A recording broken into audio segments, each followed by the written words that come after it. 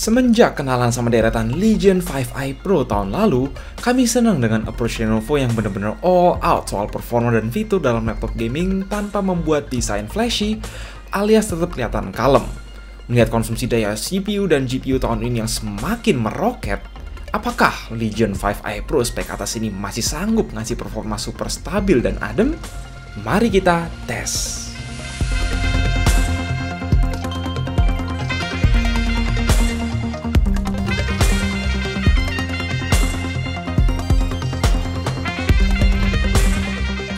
Legion 5 Pro Series, jika masih ada yang belum tahu, adalah kasta paling atas di antara laptop gaming mainstream Lenovo, satu tingkat di bawah seri Legion 7.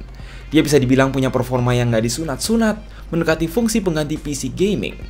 Huruf I pada Legion 5i Pro menandakan bahwa ini versi CPU Intel. Sekilas, apa yang berubah dari laptop gaming 16 inch ini? Dari bentuk umum masih sama, yaitu desain edgy alias kotak khas Lenovo yang memadukan warna abu-abu dengan hitam dalam opsi warna Storm Grey. Terlihat kalem, tetapi ada satu perbedaan utama, yaitu pada punggung. Logo Legion telah berubah menjadi tulisan warna silver. Jujur, gue sendiri lebih demen lihat logo, tapi ya ini soal selera aja. Yang kami paling demen dari seri Legion ini adalah engselnya yang ada di atas bodi. Sangat solid dan mudah dibuka sekaligus menyisakan pantat untuk percolokan dan ventilasi optimal. Again, hanya bagian punggung dan bawah yang terbuat dari metal, namun keseluruhan konstruksi laptop ini sangat solid tanpa kecuali. Meski bukan laptop tipis, gue coba masukin ke tas laptop 15 inch dan ternyata muat-muat aja. Melirik ke arah layar, Legion 5 Pro Series sudah mengadopsi panel QHD 16 inch 16:10, makanya nggak kerasa lebih gede dari Legion 5 yang 15 inch. Refresh rate-nya 105Hz, support G-Sync, standar baru laptop gaming kekinian yang dibarengi kualitas layar oke. Dan ini support HDR400, Dolby Vision, sudah dikalibrasi Pantone juga pula. So, buat gamer rangkap creator, Legion 5i Pro adalah pilihan yang sangat bijak. Meski bezel tipis, posisi webcam tetap di atas, namun sayang nggak ada fitur login biometrik di sini. Konfigurasi port pun termasuk yang terbaik, di kanan hanya ada switch webcam shutter, combo audio jack, dan USB-A 3.2 Gen 1, karena sebagian besarnya di belakang. Mulai dari LAN port, USB-C 3.2 Gen 2 dengan support DP dan PD 135W buat charging, HDMI 2.1, dua USB-A 3.2 Gen 1 yang salah satunya always on, serta charging port. Di kiri masih ada satu lagi port Thunderbolt 4 dan USB-C 3.2 Gen 2 yang juga support DP. Cuma kurang SD card reader aja, hehe. Sebagai update tahun 2022, udah jelas ya pakai CPU Intel Core i7 generasi 12 14 core 20 thread, dan versi yang kami pegang ini berisi GeForce RTX 3070 Ti 150W. Sebagai mesin gaming handal, RAM 16GB DDR5 bawaan bisa di-upgrade hingga 32GB, dan terdapat juga satu slot SSD kosong jika SSD PCIe Gen 4 1TB super kencang ini masih belum cukup. Oke, kita langsung aja lihat kebolehan CPU Core i7 12700H di sini. Secara performa single core maupun multicore sudah bisa ditebak ya bakal ngebut nembus 2900-an di Cinebench R15. Namun dengan performance mode sekalipun, terlihat bahwa terjadi sedikit throttling setelah beberapa kali run. However, skornya masih sangat tinggi, jadi bukan masalah.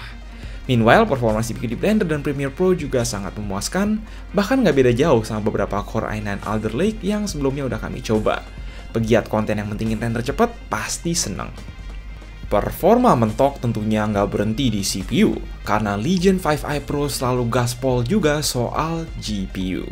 Nggak ada cerita sunat-sunat daya GPU, secara default ini 3070 Ti punya TGP 150W tanpa overclock.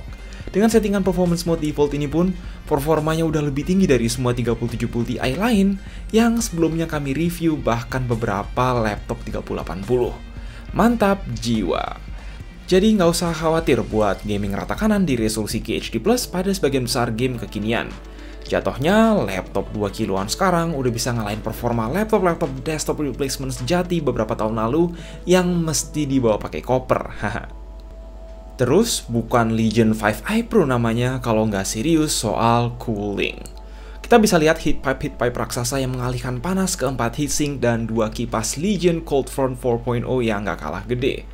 Dengan thermal load CPU plus GPU yang sangat besar sekalipun, at least sistem ini masih bisa keep temperatur GPU di kisaran 80-an derajat, meski CPU nembus 90 derajat dan suhu permukaan mencapai 43 derajat Celcius.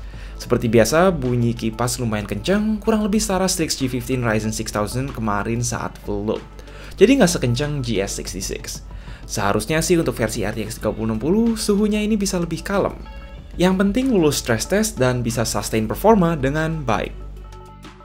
Berbeda dengan Legion 7 yang keyboard udah perky RGB, keyboard full size Legion 5i Pro sampai sekarang bertahan di sistem RGB 4 zona yang tapi untuk ngetik sangat nyaman, key travel 1,5 mili luas hingga ada space tambahan untuk tombol panah. Touchpad juga nggak kalah luas dan enak ya by the way. Baterai lumayan gede, cuma yang mengingat ini laptop golongan heavy duty, hanya bertahan sekitar 5,5 jam ketika hanya menggunakan iGPU untuk streaming video. Adapter bawaannya ya nggak heran berukuran 300 watt sangat lebar, tetapi at least untuk sehari-hari, sama kayak laptop-laptop gaming lain zaman now, bisa dicas via adapter USB-C 100 watt ke atas yang tapi nggak termasuk dalam dus pembelian. Oh ya, speakernya stereo berlabel Nahimic, kualitas oke, luar biasa sih enggak.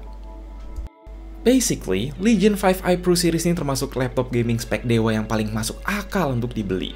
Dia ukurannya nggak kelewat gede, performa anti dipangkas-pangkas, layar terbaik, dan desain juga nggak norak. Sebuah mesin yang sangat solid kalau kalian lagi cari laptop gaming yang bisa gantiin sebuah PC tanpa mesti bawa-bawa koper. Sure, harganya nggak murah, tapi jika dilihat dari price to performance, ini tergolong masuk akal. Dengan kombinasi storage ekstra kilat, DDR5, CPU super ngebut, dan GPU yang tidak santai, jadi gimana? Apakah untuk kebutuhan kalian sendiri Legion 5i Pro ini bisa menggantikan fungsi sebuah PC gaming? Silakan mending di komentar. Yang pasti, jangan lupa like dan share, subscribe, jaga kesehatan, and as always, stay safe.